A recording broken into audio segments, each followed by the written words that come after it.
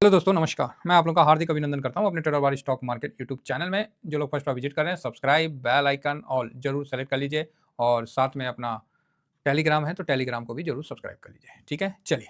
इसमें अभी जो है ये क्या आ गया, ओके। अभी इसमें जो है आपकी VSM ये फ्री टेलीग्राम है, जरूर इसको ज्वाइन करिए।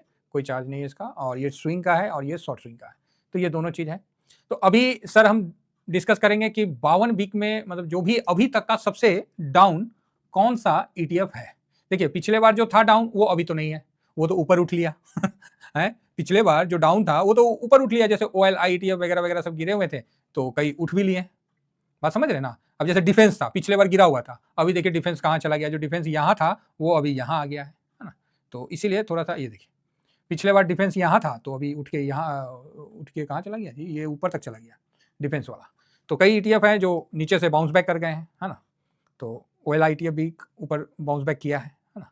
तो कई ऐसे ETF है जो बाउंस बैक कर गए हैं, तो जो नहीं किए हैं उसका हम एक बार पूरा चर्चा कर लेंगे। ठीक है, तो चलिए शुरू करते हैं। तो सर्वप्रथम हम देखते हैं, सबसे पहला जो सबसे मतलब जो डाउन में आता है उसमें EV इंडिया जो है वो अभी उतना बाउंस बैक नहीं किया है ना। जब से वो ओपन हुआ है तो उतना बाउंस बैक नहीं किया, तो उसको हम यहाँ पर ही सर्च कर लेते हैं। EV इंडिया अच्छा लगा हुआ है, तो ये देखिए, ये सबको हम हटा देते हैं, है ना। Nifty private bank, OLN, defence, ये सब हट गया। ये आपको EV इंडिया आ गया।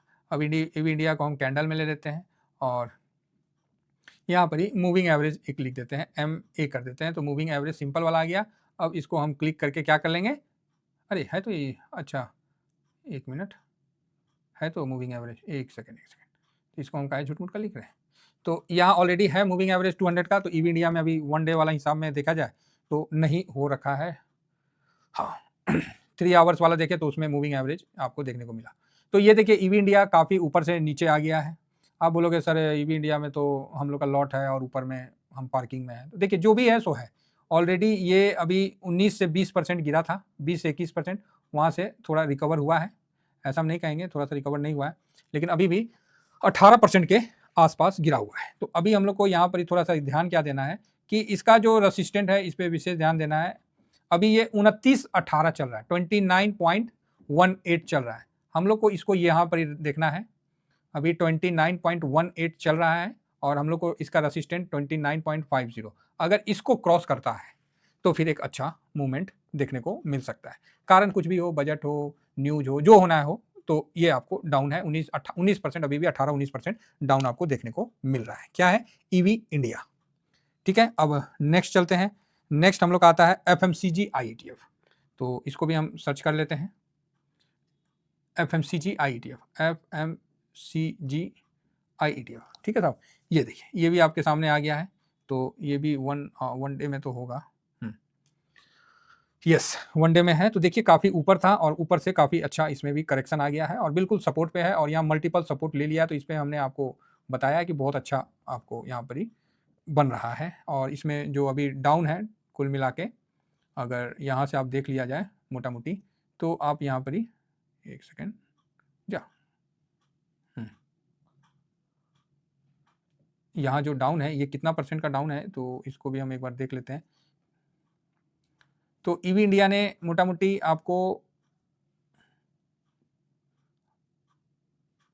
16 साढ़े 16% का डाउन दिखाया था, 17% का, और वहाँ से अभी वहीं पर ही है, जस्ट वहीं पर ही अभी भी है ना। तो यहाँ हम लोग को ध्यान रखना है कि इसने अपना जो डाउन के लिए दिखा दिया है, तो यहाँ ये लेवल जो है आपको एक सपोर्ट का पड़ेगा। तो अभी चल रहा है कितना पे, 58.74 पे, और हम लोग का यहाँ 58.70, यही इसका सपोर्ट है। अगर इसको ब्रेक करता है तो फिर आपको EV इंडिया आपको इस लेवल में आता हुआ दिखेगा, 56 का लेवल। ठीक है, 56 का लेवल। तो इसका ध्यान रख के हम लोग इस पे भी अपना व्यू बना सकते हैं। किसी को SIP करना है, किसी को नया लेना है, तो आप इन दोनों लेवल को ध्यान रख सकते हैं। चलिए, तीसरा हो गया, 2 तो बता दिए। अब तीसरे नंबर में आते हैं हम। हालांकि मेटल ETF जो है वो बाउंस बैक तो किया है, मेटल IETF बाउंस बैक तो किया है, नो डाउट। इसमें देखिए, इसका अच्छा बाउंस बैक हुआ है।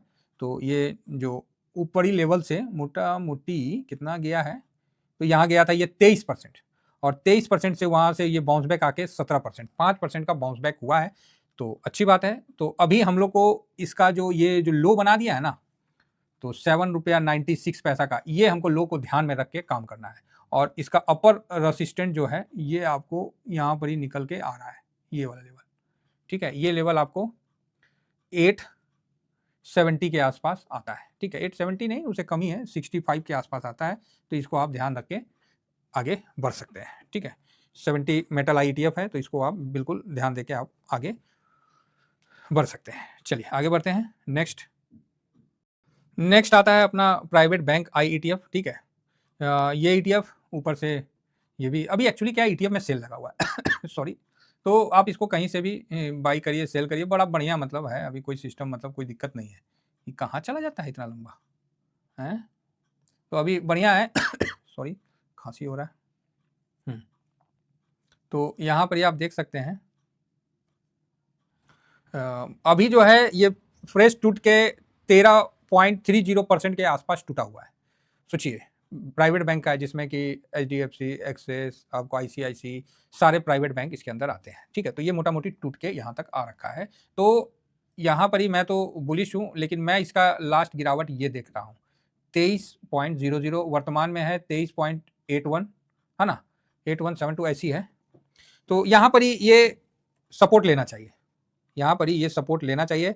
और जो इसका रेसिस्टेंट निकल के आ रहा है वो काफ़ी ऊपर आ रहा है, तो 25 का लेवल का आ रहा है। तो यहाँ एक अच्छा मतलब बाउंस बैक का कैंडिडेट बन सकता है। नीचे में 23 का और ऊपर में 25 का, ये एक अच्छा बाउंस बैक का कैंडिडेट बन सकता है। क्या है? प्राइवेट बैंक IETF, ये आपको अच्छा है, ठीक है। नेक्स्ट चलिए, देखिए ये जो भी वीडियो मैं आपको बतला रहा हूँ ये एजुकेशन पर्पज से बतला रहा हूँ, ठीक है।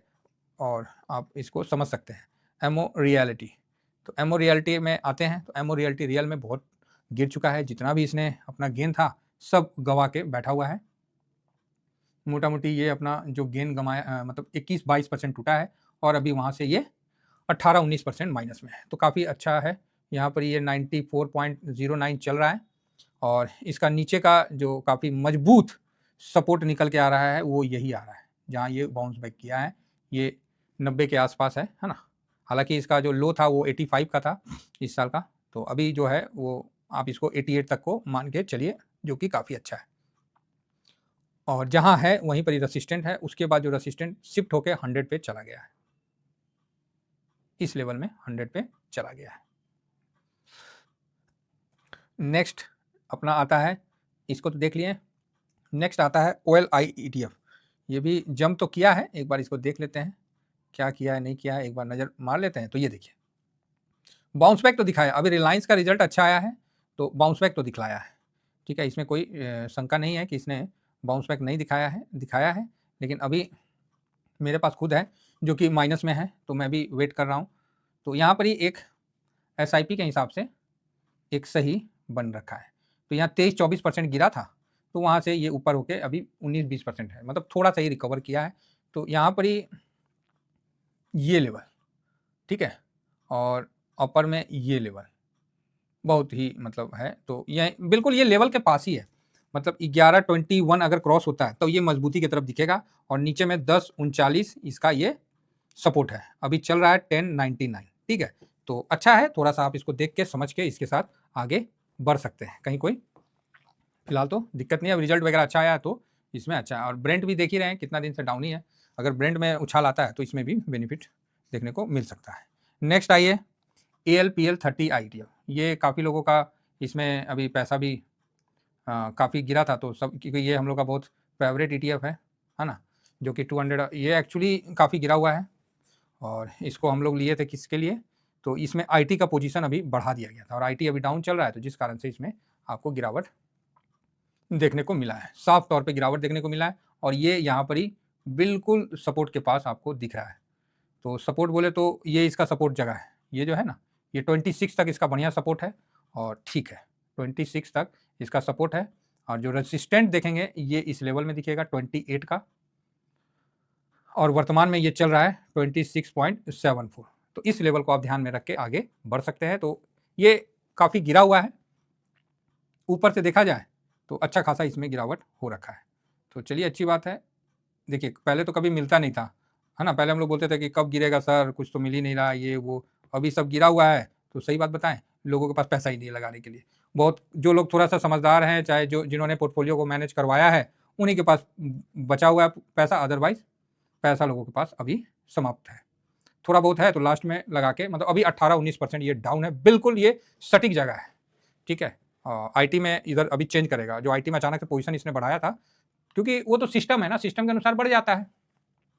आपने एलपीएल 30 ईटीएफ जो है अल्फा में आईटी का बढ़ गया, तो इसका भी बढ़ गया था, तो गिर गया। अभी आईटी गिरा है तो इसमें गिरावट आपको देखने को मिला है। रिसेंट में सबसे ज़्यादा गिरने में ये अभी इंडेक्स है, रिसेंट अभी पिछले हफ्ता में ये सबसे ज़्यादा गिरा है। तो चलिए, आशा करता हूँ कि आप लोगों को व्यू पसंद आया होगा। तो ये ईटीएफ अभी काफ़ी गिरे हुए हैं, है ना, तो यहाँ भी आप अपना व्यू बना सकते हैं, देख सकते हैं। Thank you very much. जय हिंद, जय भारत।